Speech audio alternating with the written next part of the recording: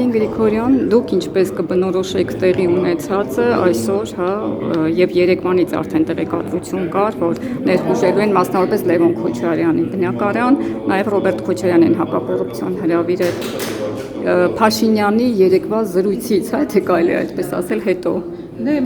աննախադեպ ժողովրդավարական երկրում ենք ապրում, երբ որ ազգային ժողովի պատգամավորը հարց է հիշեցնում եւ հաստատի երկրի ղեկավարին դուր չի գալիս այդ հարցի բովանդակությունը եւ ոչը,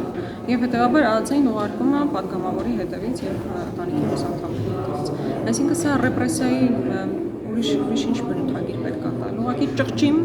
ռեպրեսիաներ են, որ իրականացվում են նախագահ Քոչարյանի, Լևոն Քոչարյանի նկատմամբ եւ ընդհանուր կոնտեքստը եթե նայենք, տեսեք երեք կառավարության ծրագիրն ենք քննարկում, որտեղ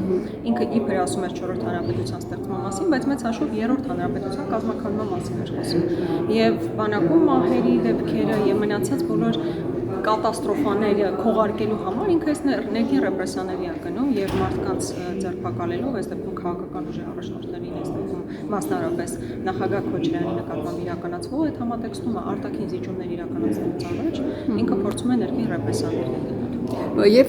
Նիկոլ Փաշինյանը երեք ծիծաղում էր, ասում էր, ես ինչ գործ ունեմ, ինչ կապ ունեմ իրավապահ համակարգի հետ, այդ հարցերը գնացել։ Ես չեմ որ այդպես էր ասում, հենց կոնկրետ ցուցում էր տալիս։ Երեք ազգային ժողովում ինքը կոնկրետ ասում էր, որ ձեր բոլորի հետևից կնարան եւ առաջին անգամը չի ամբողջ քարոզարշավի ժամանակ ասում էր, ձեզ բոլորիդ նստացնելա, մարդը չի հասկանում, որ կարա մեծ քաղաքական գործիչներին, քաղաքական ուժերի ղեկավարներին նստացնի, բայց այն մարդիկ, ովքեր մեզ գնացել ձայն են տվել այդքան ռեպրեսիաներից հետո նույնիսկ իշխանության կողմից իրականացված, այդ մարդիկ չեն ուզում իր մեռելածին 4-րդ հանրապետությունը։ Մարդիկ դեմ են այդ կաղապարախոսությանը, բայց այստեղ առանցին քաղաքական գործիչների եւ քաղաքական ուժի ղեկավարների խնդիրը չի։ Այստեղ են բովանդակությունն է, որ դնում է դրան։ Ձեր խմբակցությունը ինչ է պատրաստվում անել։ Դե առաջիկայում նաև մենք մեր դիրքորոշումները հենց ազգային ժողովի ամբողջ կնչեցնենք, մնացած գործողությունների մասով ավելի ուշ կխոսենք։ Շնորհակալ եմ։